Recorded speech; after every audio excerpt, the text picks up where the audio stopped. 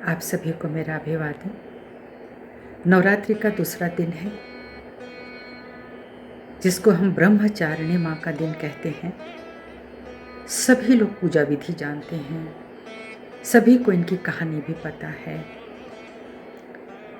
एक बहुत बड़ी चीज़ छुपी हुई है कि जब हम ब्रह्मचारिणी देवी को याद कर रहे हैं तो हम अपने स्वाधिष्ठान चक्र पे भी उनका आह्वान करते हैं।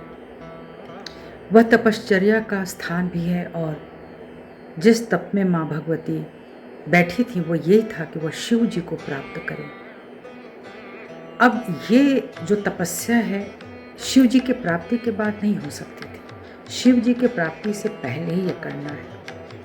तो बहुत सारी हमारी जो बहनें हैं, स्त्रियां हैं, वो इस बात को नहीं समझ पाती हैं कि जो व्रत वो विवाह के पहले कर रही हैं शिव जी जैसा पति पाने के लिए, उन्हें भी पार्वती जी की शक्ति और पवित्रता अपने भीतर ग्रहण करनी होगी, तभी वो मिलेंगे भी। मिलते हैं वैसी शक्तियाँ, वैसे बहुत सारे लोग पवित्र हैं और इन स्वरूपों में है। शिव कौन आत्मा है और सुंदर आत्मा उन्हीं का प्रतिनिधित्व कर रही है।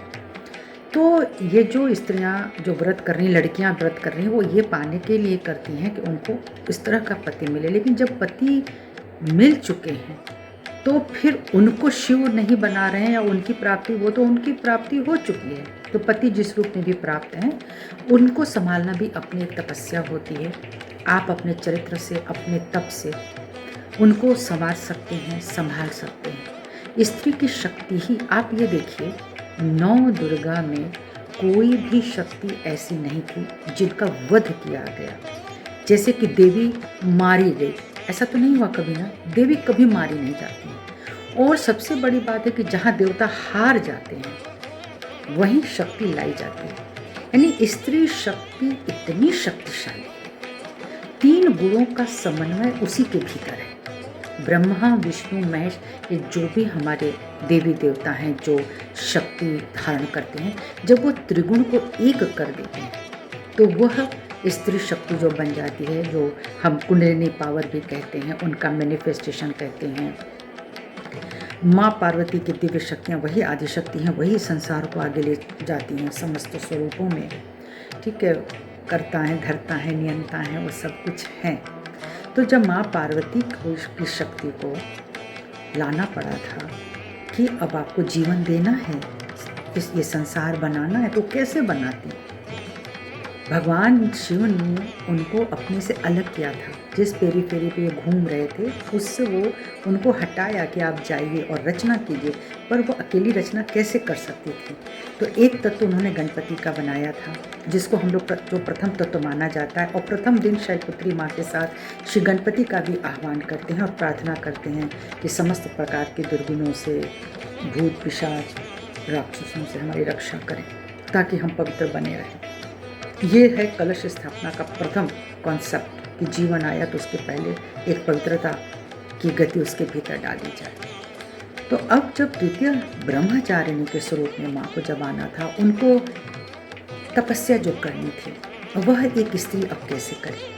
तो वह तपस्या अब अपने परिवार के लिए, अपने पति के लिए है कि जो कुछ उनके भीतर गलत अवधारणा है और या अपने भीतर कोई ऐसी गलत चीज़ है जिससे कि समाज को या मेरे परिवार को परेशानी, गलत बात, सही बात की बात नहीं कर रही हूँ, गलत बात अगर मेरे भीतर है और मुझे इस बात का भान है, ये गलती मेरे भीतर है, तो एक उसकी तपस्या करनी पड़ती है। और विशेष तौर से ये पति की तरफ होना चाहिए। और अब अपने लिए हमें क्या प्रार्थना करनी चाहिए, एक सहयोगी के हिसाब से ही मैं अब बात कर रही हूँ कि हमने परम पूजनीय श्री माता जी की जो तस्वीर, जो हमारे इष्ट हैं, उनको हमने सामने रखा।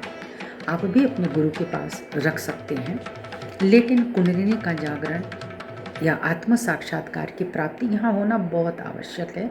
तो ही ये प्रार्थना समझी जाएगी और वो प्रार्थना अपनी समझ से करी जाएगी, सूक्ष्मता के अनुसार। तो अपना जो बायां हाथ है वह स्वाधिष्ठान चक्र पे हम रख सकते हैं दाहिनी तरफ, और दाहिने हाथ को फैला के रख सकते हैं माँ भगवती की तरफ, और उनसे ये प्रार्थना कर सकते हैं कि हे माँ, जो कुछ तुमने दिया है वह मैं सहन कर सकूं, यानी उसको ग्रास्प कर सकूं, अपने भीतर उतार सकूं। तुम ही करतार हो माँ, तुम ही धरतार हो। अंततः तुम ही हरतार। तो जो गुण है उसको हमको अपने भीतर लेना है, हाथ रखना है दाहिने स्वादिष्ठान पे, माँ का आह्वान करना है और शिव ब्रह्मचारिणी स्वरूप में, और मध्य में शिव ब्रह्मदेव सरस्वती हैं ही, तो दाहिनी तरफ शैलपुत्री का ही ये ऊपर का बढ़ा हुआ हिस्सा है, आगे का हिस्सा है। तो हम यहाँ हाथ रख के प्रार्थना कर सकते हैं कि हे श्री माता जी कृपा करके मुझ में भी यह तपश्चर्या की शक्ति प्रदान करें।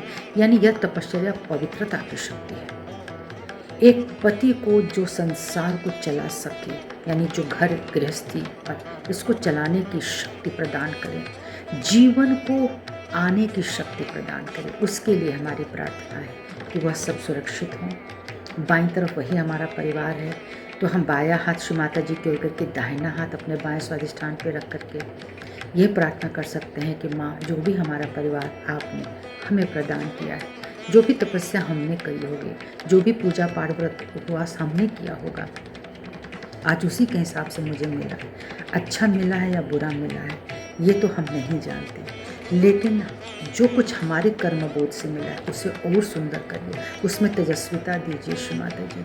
और इस जीवन में मेरी तेजस्विता से मेरा तो स्वादिष्ठान चक्र सुंदर बने ही, उसकी चित्त शक्ति, उसकी जो निष्ठा शक्ति है, जो उसकी एक अग्नि है, वह सुंदर हो। वह मेरे भीतर जो समस्त 6 प्रकार की जो गलत अग्नियां हैं उनका वो नाश करें, जिसको हम षड्रिपु कहते हैं। आज उनके नाश का समय है, उनका दिन, उसके लिए माँ भगवती से प्रार्थना करते हैं कि माँ भगवती मेरे भीतर जो 6 प्रकार की गलत अग्नियां हैं आप उनको जला दीजिए, उनका नाश कर दीजिए माँ, और मैं एक बहुत सुंदर दिव्य अग्नि के साथ अपनी शक्ति को मैनिफेस्ट कर सकूं, यही प्रार्थना करते हैं।